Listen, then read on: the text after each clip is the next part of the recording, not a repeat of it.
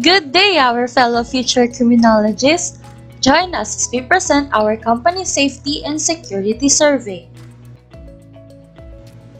Conducting a company safety and security survey. Security identifies and effectively mitigates or manages at an early stage any developments that may threaten the resilience and continued survival of a corporation. It is corporate function that will oversee and manage the close coordination of all functions within the company that are concerned with security, continuity, and safety. Having a security is a must. When it comes to having your own company, the first thing you have to think when you build a corporation is if you are secured in terms of physical, personnel, and document and information aspect. As we have surveyed a certain company, we assess the security in the area. This is what we have seen in this company. Physical security. Number 1. Perimeter barriers. A company needs this kind of barrier in case some unwanted person or intruder penetrate the building. Before entering the main building, people who may come and go inside the company can enter the main door and or at the lobby. They can encounter the guards to check in case for further threat. Number 2. Personnel identification and movement control. The personnel management is considered both a line management responsibility and a staff function.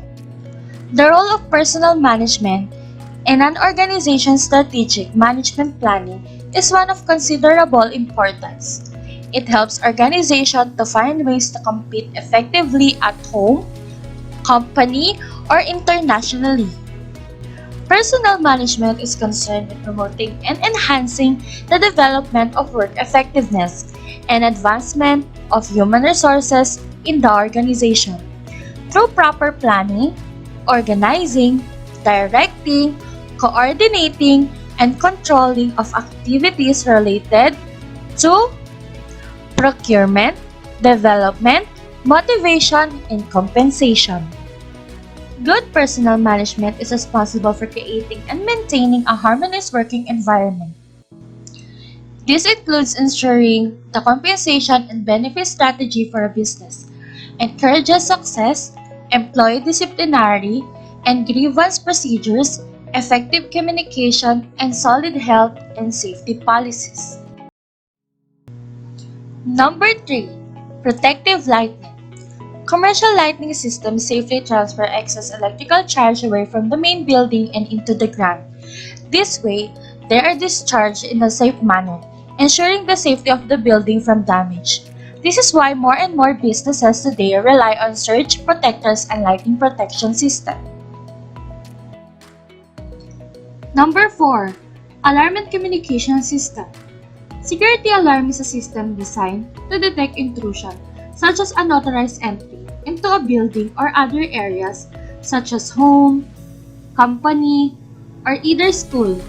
Security alarms used in residential, commercial, industrial, and military properties protect against burglary or property damage, as well as personal protection against intruders. Security alerts in neighborhood show a connection with diminished robbery. Car alarms likewise help protect vehicles and their contents. Prison also use security system for control of inmates.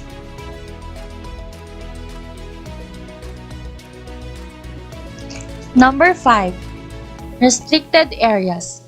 The installation commander is responsible for designating and establishing restricted areas. A restricted area is any area that is subject to special restrictions or controls for security reasons. This does not include areas over which aircraft flight is restricted. Restricted areas may be established for the following. 1. The enforcement of security measures, the exclusion of unauthorized personnel. Number 2. Identified controls in areas requiring special protection. Number 3. The protection of classified information or critical equipment or materials. The degree of security and control required depends on the nature, sensitivity, or importance of the security interest. Restricted areas are classified as controlled, limited, or exclusion areas.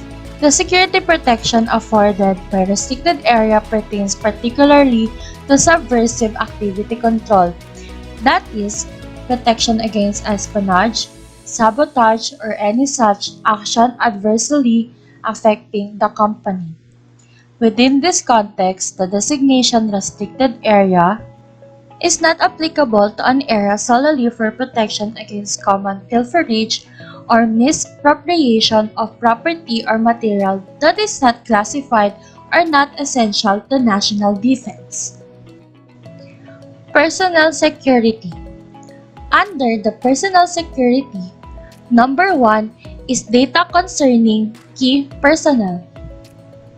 Data security is the practice of protecting digital information from unauthorized access, corruption, or theft throughout its entire life cycle, and also process of protecting files, databases, and accounts. Significance of data security in the company. Number 1.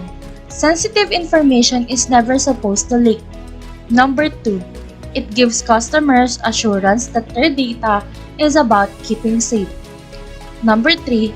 Safeguarding it from corruption and unauthorized access by internal or external people protects your company from financial loss, reputation damage, consumer confidence disintegration, and brand erosion. Number 2. Clearance Program. Filling out a security clearance before recruiting an employee is a mandatory for a company and also for the previous employees in the need to strengthen their security and safety of the company and its assets. They can at times be an effective tool to prevent corporate espionage between organizations. Number 3. Security Education Program. Information security employees needed higher education to be competent in their professions and to obtain a common body of knowledge that prepares them to enter the workforce according to the concept of information security.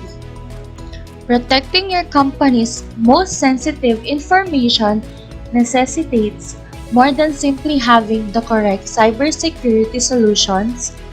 It also necessitates having well-educated cyber-aware workers at all levels.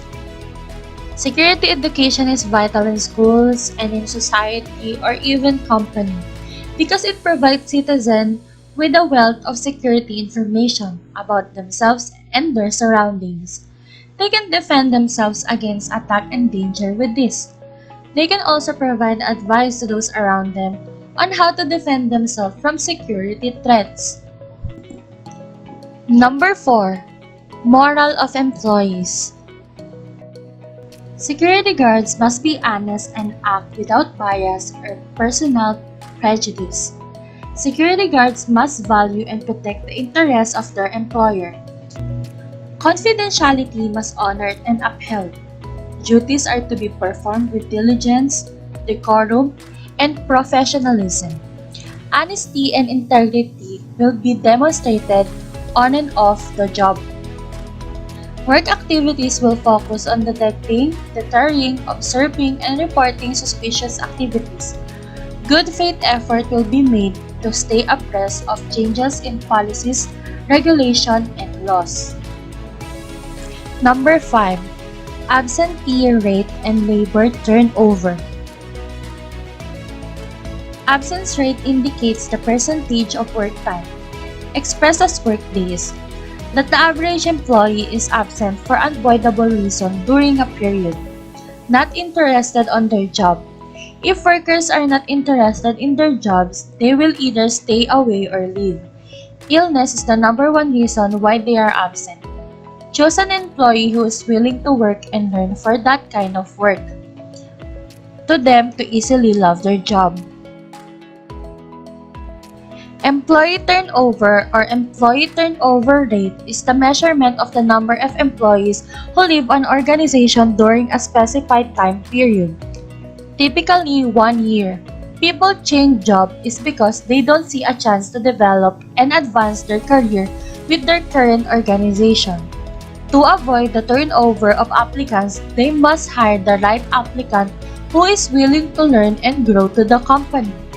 Those people who love doing their work and while doing work is growing as a person and also keep compensation and benefits. Encourage generosity and gratitude. Recognize and reward employees and prioritize employees' happiness. Take time to appreciate employees and they will reciprocate in 1,000 ways. Bob Nelson.